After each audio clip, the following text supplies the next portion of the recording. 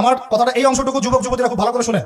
দিনী বোন যাদের বয়স হায়েজ হয়ে গেছে, যাদের হায়েজ হয়েছে, এখান থেকে শুরু করে সবাই যারা বালেগ হয়েছে আমরা ছেলেরা সবাই ভালো করে কথা শুনেন। বাংলাদেশে পিছন থেকে একটা নতুন সমস্যা রাইজ করতেছে। সমস্যাটা হচ্ছে এমনিতেই আমাদের ছেলে মেয়েদের মধ্যে হারাম সম্পর্ক ছিল। এর স্কুলে কলেজে বিশ্ববিদ্যালয়ে যাচ্ছে, ফ্রি মিক্সিংয়ে পড়াশোনা করছে, বাসায় পর্ন দেখছে, ওখানে গিয়ে মেয়ের সাথে হারাম সম্পর্ক হচ্ছে, তারপরে প্রেমের সম্পর্কের নামে জেনা হয়ে যাচ্ছে, জেনা হওয়ার পরে ছেঁকা খেয়ে মাদক, তারপরে গান বাজনা বাদ্যযন্ত্র ইত্যাদি ইত্যাদি, জীবনটা শেষ। এদিকে ওই ব্যভিচারী মেয়েরা কারো কারো ঘরে যাচ্ছে, তারা আমাকে বলতে দেন, ব্যভিচারী মেয়েরা কারো কারো ঘরে যাচ্ছে, ওদেরকে নিয়ে আপনারা আবার সংসার করতেছি।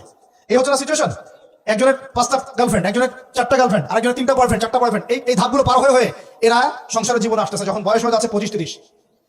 সমস্যা কিন্তু এটা ম্যাক্সিমাম সবার ক্ষেত্রে হচ্ছে বলবো না, অনেক একটা বড় অংশ সমস্যা ফেস করতেছে।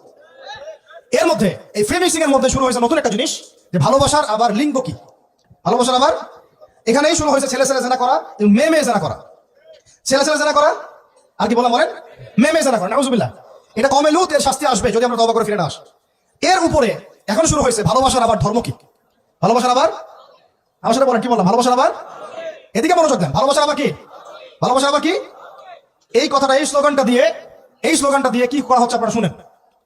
অমুসলিম ছেলে মুসলিম মেয়ের সাথে প্রেম করতেছে, অমুসলিম ছেলে মুসলিম মেয়ের সাথে প্রেম করতেছে, বলতেছে ভালোবাসার আবার ধর্ম কি, তুমি আমি একে অপরকে মহব্বত করি, ভালোবাসি, এর মধ্যে ধর্ম আসবে কেন? বলছে তুমি আমার ধর্মে দীক্ষিত হয়ে যাও, অথবা আমি তোমার ধর্ম কবুল করে মুসলমান হয়ে যাবো। এই মিথ্যা কথাগুলো প্রলোভন দিয়ে এখানে ওখানে পার্কে নিয়ে গিয়ে চটপটে ফুচকা খাওয়ায়, কফি শপে নিয়ে গিয়ে এভাবে আস্তে আস্তে আস্তে আস্তে মেয়েদেরকে লাইনে নিয়ে আসতেছে। আনার পরে শোনেন, কথা আগে শুনেন, বুঝেন। আপনি ঠিক বললেও ঠিক, এটা না বললেও ঠিক, চলতেছে এটাই সমাজে। এখন কথা হচ্ছে, আমরা যদি আমাদের বন্ধুর ইজ্জতকে বাঁচাইতে চাই, এই বিষয়টা সম্পর্কে সচেতন থাকতে হবে। মেয়েদেরকে ফুসলিয়ে ফাসলিয়ে এভাবে প্রেমের জালে ফেলে শেষমেশ বেড়ে নিয়ে গিয়ে ধর্ষণ বা গণধর্ষণ করে মেয়ের ওই ওভারির মধ্যে ওদের বীর্যপাত করে দিয়ে ওই ছেলেটার কোনো খবর পাওয়া যায় না, লাপাত্তা হয়ে যায়। কোনো কোনো ক্ষেত্রে টাকার বিনিময়ে মেয়েদেরকে পাচার করারও অভিযোগ পাওয়া গেছে, এবং এই কাজটার নাম তারা সংঘবদ্ধভাবে দিয়েছে, এর নাম নাকি লাভ জিহাদ। নাউজুবিল্লাহ। এবং বীর দর্পে ফেসবুকে পোস্ট দিচ্ছে, আজকে অমুক মেয়ের এটা করলাম, আজকে তমুক মেয়ের এটা করলাম। ভিতর থেকে একটা চক্র কাজ করতেছে, এবং এই চক্রের কেউই মুসলিম না, এই চক্রের কেউই কিন্তু মুসলিম না।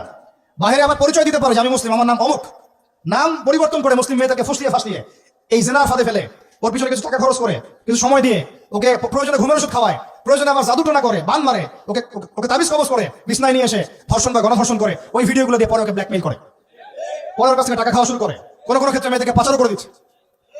আমাদের মেয়েদেরকে বলতেছে কোনো অবস্থাতেই কোনো মুসলমান ছেলের সাথেও কোনো অবৈধ সম্পর্কে যাবেন না। আর অমুসলিম হলে তো কোনো কথাই নাই। অমুসলিমের সাথে আপনার কিসের প্রেমের সম্পর্ক? একটা চট দিয়ে দাঁত ফেলা দেওয়া দরকার মেয়ে। অমুসলিম ছেলের সাথে তোমার কিসের প্রেমের সম্পর্ক? পরে যখন এই ছেলেগুলো তোমাকে নিয়ে রেপ করে রাখবে, তখন তোমার আক্কেল হবে, তখন তোমাদের হুঁশ ফিরবে। তখন এসে আমাদের কাছে মেসেজ করতেছে, আমার এই সমস্যা হয়েছে, আমাকে আমি কি করবো বলেন। আমাদের ওয়াইফদের কাছে মেসেজ করে, এরকম এরকম হয়েছে আমার সাথে, আমরা কি করবো বলেন। তো তোমাকে কে যাইতে বলছো এই ছেলের কাছে? তুমি তোমার ইজ্জত ওখানে, তুমি তোমার পায়জামা কিভাবে খুললা সেখানে, আর কিভাবে বলবো বলেন। তুমি একজন মুসলিম ঘরের মেয়ে, তোমার ইজ্জতের দাম নাই, তোমার সম্মানের দাম নাই, তোমার ইজ্জত আবরুর দাম নাই। তুমি কেমন করে নগ্ন হয়ে বাইরে ঘুরতে পারো? তুমি কেমন করে একটা অমুসলিম ছেলের সাথে প্রেমের সম্পর্ক করতে পারো? কিভাবে তুমি একটা অমুসলিম ছেলের সাথে বেড়ে যেতে পারো? তার সামনে তোমার পায়জামা কেমন করে খুলতে পারো তুমি? আমার ল্যাঙ্গুয়েজ আপনি রাগ করেন না, আমি খুবই ফেড আপ এদের উপরে। একটা মেয়ে একটা মুসলিম ছেলের কাছেই তো যেতে পারবে না অবৈধভাবে। যাইতে হলে তোমার শর্ত 3টা, বিয়ে করতে হবে, বালেগ হইতে হবে, সাক্ষী থাকতে হবে, মোহর দিতে হবে, তারপর যেতে পারবে তুমি। মুসলিম করতে করতে এখন অমুসলিমদের সাথে প্রেম করা শুরু করছো। আর যখন অমুসলিমদের দ্বারা তোমরা ধর্ষিত হচ্ছ, তোমাদেরকে পাচার করতেছে, তখন বলে এসে আমাদের কাছে চিঠি লেখো যে আমরা এখন কি করবো। এদের কি ভাইয়া নাই, বাসায় কি বাবা নাই, বাসায় ভাই নাই? এই চক্র থেকে সাবধান থাকেন। আর আমাদের সমাজে যারা দায়িত্বশীল, রাষ্ট্রে যারা দায়িত্বশীল, যারা উপরের লেভেলে আছেন, এই বিষয়গুলোর উপর কঠিন দৃষ্টি দেওয়ার জন্য আমি রিকোয়েস্ট করবো। আমরা কিন্তু কোনো ধর্মের মানুষের সাথে কোনো দ্বন্দ্ব চাই না। চাই আমরা যে 50-60 বছর থেকে একসাথে বসবাস করতেছি, আমরা কি কোনোদিন কারোর সাথে মারামারি করছি? কোনোদিন দেখছেন যে খ্রিস্টান মুসলিম মারামারি হচ্ছে, ইহুদি মুসলিম মারামারি হচ্ছে বাংলাদেশে, হিন্দু মুসলিম মারামারি হচ্ছে বাংলাদেশে, দেখেছেন কখনো? এখন কি নতুন করে শুরু হলো এগুলো? আল্লাহ রাব্বুল আলামিন আমাদের দিনী ভাইদেরকে বুঝদান করেন, বোনদেরকে বুঝদান করেন। কোনো অবস্থাতেই মেয়েদেরকে আপনি এভাবে ছেড়ে দিয়েন না বাইরে। কোনো অবস্থাতেই একটা মেয়ের হাতে অকালে মোবাইল ফোন তুলে দিন না। কোথায় যাচ্ছে খোঁজ রাখেন, কার সাথে মিশছে খোঁজ রাখেন। একটা বাড়ির সম্মান নষ্ট হয়ে গেলে কখনো ফিরে আসে না। একটা মেয়েকে অপহরণ করেছিল রাজা দাহির, মুসলিম মেয়েকে। সেই ইজ্জতের বদলা নেওয়ার জন্য 17 জন ঘোড়সওয়ার নিয়ে, কতজন? মাত্র 17 জন ঘোড়সওয়ার নিয়ে মোহাম্মদ বিন কাসিম এই সিন্ধুর রাজা দাহিরকে আক্রমণ করে জায়গা পরাজিত করেছিল। একটা মেয়েকে নিয়ে ঘটনা ঘটেছিল। আমাদের বোনের ইজ্জতের এত বড় দাম।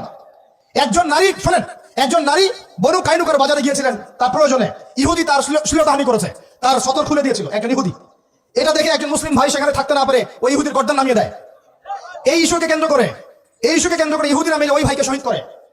তখন ওই বাজারে ওই ভাই ছাড়া আর কেউ ছিল না, একজনই ভাই ছিল। এরপরে এই মামলা আসলো নবীর দরবারে সাল্লাল্লাহু আলাইহি ওয়াসাল্লাম। এটা মদিনার ঘটনা।